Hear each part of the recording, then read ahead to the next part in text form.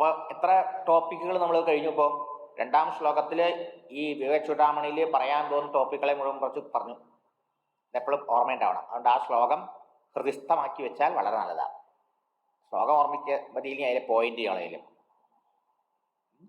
ജന്തൂനാം നരജന്മദുർലഭം അതപുംസ്ത്വം തതോ വിപ്രത തസ്മാത് വൈദികധർമ്മമാർഗപരത വിദ്വത്വം അസ്മാത് പരം ആത്മാനാത്മവിവേചനം സ്വനുഭവ ബ്രഹ്മാത്മനാ സംസ്ഥിതി മുക്തി.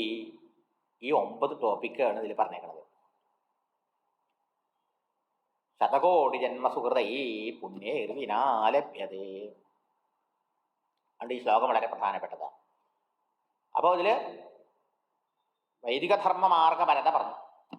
അതിനുശേഷം അടുത്താണ് വിദ്വത്വം. അടുത്ത് വിദ്വത്വം. വിദ്വാനാവണം. വിദ്വാൻ എങ്ങനെയാവാൻ പറ്റുക? അതിനാണ് ഗുരുവിൻ്റെ അടുത്ത് പോണത്. അതിനടുത്ത് തന്നെത്താരം നമുക്ക് വിദ്വാനാവാൻ പറ്റില്ല. അറിവില്ലാവൻ അറിവുള്ളവരെ സമീപിക്കണ്ടേ? അതെ. അപ്പോൾ ശാസ്ത്രത്തെക്കുറിച്ച് സാമാന്യമായ പരിജ്ഞാനം ഉണ്ടാവണമെന്നുണ്ട്. അപ്പം അതിനുവേണ്ടി ഗുരുവിനെ സമീപിക്കണം. ആ ഗുരുവിനെ സമീപിക്കണേന് മുമ്പ് ഗുരുവിനെ സമീപിക്കാനുള്ള യോഗ്യത നേടിയിട്ട് വേണ്ടേ പോവാൻ? അതുകൊണ്ട് യോഗ്യതകളെ കുറിച്ച് പറഞ്ഞു ഇതുവരെ. അതാണ് സാധനയോഷ്ടയം.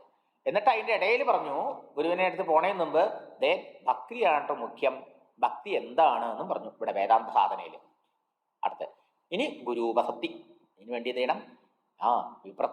വിദ്വത്വം നേടാൻ ഗുരുവിനെ സമീപിക്കണം.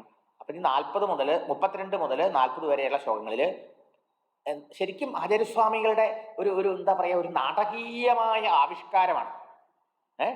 ഡെമോൺസ്ട്രേറ്റ് ചെയ്യാണ്. ഒരു ശിഷ്യൻ തീവ്രമായ മുമുക്ഷുത്വമുള്ള തീവ്ര വൈരാഗ്യമുള്ള ഒരു സാധകൻ സത്യസാക്ഷാത്കാരത്തിനുള്ള അടങ്ങാത്ത മോഹത്തോടുകൂടി ഒരു ഗുരുവിനെ സമീപിച്ച് ചോദ്യങ്ങൾ ചോദിക്കുന്നതും ഗുരു അദ്ദേഹത്തിനെ ആശ്വസിപ്പിക്കുന്നതും ഒക്കെ നാടകീയമായി നമ്മുടെ മുമ്പിൽ അവതരിപ്പിക്കുക. ഈ ശ്ലോകങ്ങൾ അങ്ങനെ കാണാതെ പഠിച്ച് ഒരു ആചാര്യൻ്റെ അടുത്ത് പോയിട്ട് ചോദിക്കരുതേ. മനസ്സിലായോ? ചില വിദ്വാന്മാർ അങ്ങനെ ചെയ്യും. ഇത് അങ്ങനെ കടിച്ചു വെച്ചിട്ട് ഈ ശ്ലോകം പോയി ചോദിക്കുക. അത് മെക്കാനിക്കലാണ്. മനസ്സിലായോ? നമുക്ക് അതിനെക്കുറിച്ചൊരു ധാരണ ഉണ്ടാവണമല്ലോ. എങ്ങനെയാണ് നമ്മളൊരു ഗുരുവിനെ സമീപിക്കേണ്ടത്, എങ്ങനെ സമീപിച്ചാലാണ് നമുക്ക് അതിൻ്റെ മാക്സിമം പ്രയോജനം ഉണ്ടാവുക എന്ന് പഠിപ്പിക്കാൻ വേണ്ടി അതിനെ ഡെമോൺസ്ട്രേറ്റ് ചെയ്ത് കാണിച്ചു തരിക. മനസ്സിലായില്ലേ?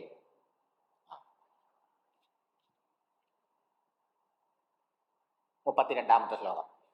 ഉക്തസാധന സമ്പന്നഃ തത്വജിജ്ഞാസുരാത്മനഃ ഉപാസീതേത് ഗുരും പ്രാജ്ഞം യസ്മാത് ബന്ധവിമോക്ഷണം.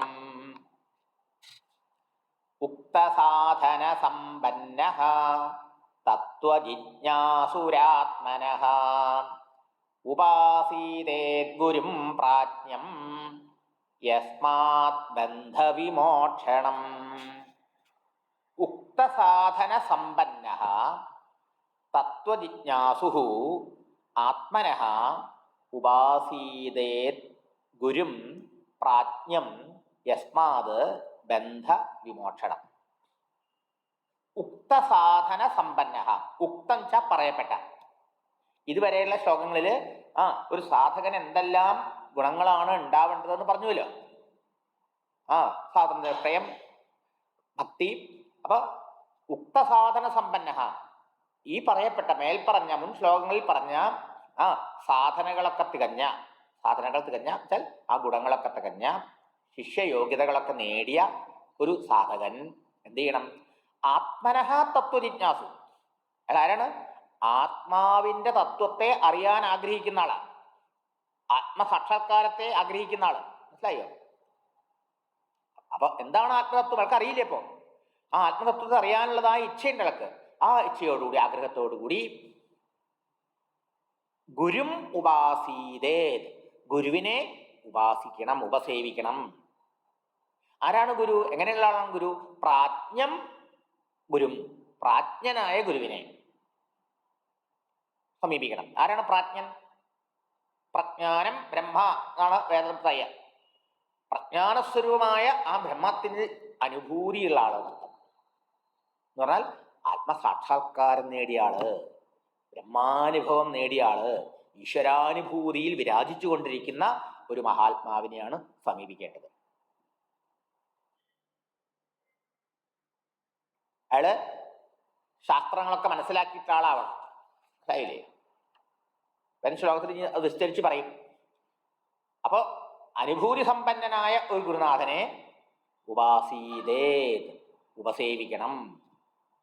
എന്നാലോ യസ്മാത്, അതുകൊണ്ട് അങ്ങനെ സമീപിച്ചാൽ ആ ഗുരുവിന്റെ ഉപദേശം കൊണ്ട് ബന്ധവിമോക്ഷണം, ഈ സംസാര ബന്ധനങ്ങളിൽ നിന്നൊക്കെ അയാൾക്ക് മോക്ഷം ഉണ്ടാവും, അയാൾ മുക്തനായി തീരും. അപ്പൊ എങ്ങനെയുള്ള ആളാണ് ഗുരുവിന്റെ അടുത്ത് പോകേണ്ടത്?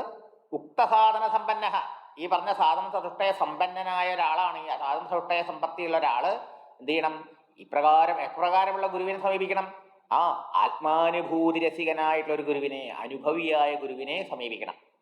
അപ്പൊ നമ്മുടെ ശാസ്ത്രങ്ങളില് ശിഷ്യന് വേണ്ട ഗുണങ്ങൾ പറയണ കൂട്ടത്തില് ഗുരുവും എങ്ങനെയായിരിക്കും എന്ന് പറയുന്നുണ്ട്. മനസ്സിലായോ? അങ്ങനെയുള്ള അനുഭവ സമ്പന്നനായ ഗുരുവിനെ ആത്മതത്വം അറിയാനുള്ള ജിജ്ഞാസയോടുകൂടി ഒരു ശിഷ്യൻ സമീപിച്ചാൽ അദ്ദേഹത്തിന്റെ ആ ഗുരുനാഥന്റെ ഉപദേശം കൊണ്ട് അയാൾ സംസാര ബന്ധത്തിൽ നിന്ന് മുക്തരായിത്തീരും. അപ്പോൾ വിവേക, വൈരാഗ്യ, ശമസമാധി, സമ്പത്തി, മുമുക്ഷുത്വമൊക്കെ സമ്പൂർണമായിട്ടുള്ള ജിജ്ഞാസു ബ്രഹ്മനിഷ്ഠനായ ഗുരുവിനെ ശരണം പ്രാപിക്കണം. ആ ഗുരുവിന്റെ ഉപദേശം കൊണ്ട് നമ്മുടെ യഥാർത്ഥ സ്വരൂപം എന്താണ് എന്ന് നമുക്ക് ബോധ്യമാവുമ്പോൾ അജ്ഞാനത്താൽ തന്നെ തെറ്റിദ്ധരിച്ചു, ശരീരമായും മനസ്സായും ബുദ്ധിയായും അഹങ്കാരമൊക്കെ ഇല്ലേ, അതിൽ നിന്നുള്ള ആ കാരാഗ്രഹത്തിൽ നിന്ന്, ആ ബന്ധനത്തിൽ നിന്ന് മോചനം കിട്ടും.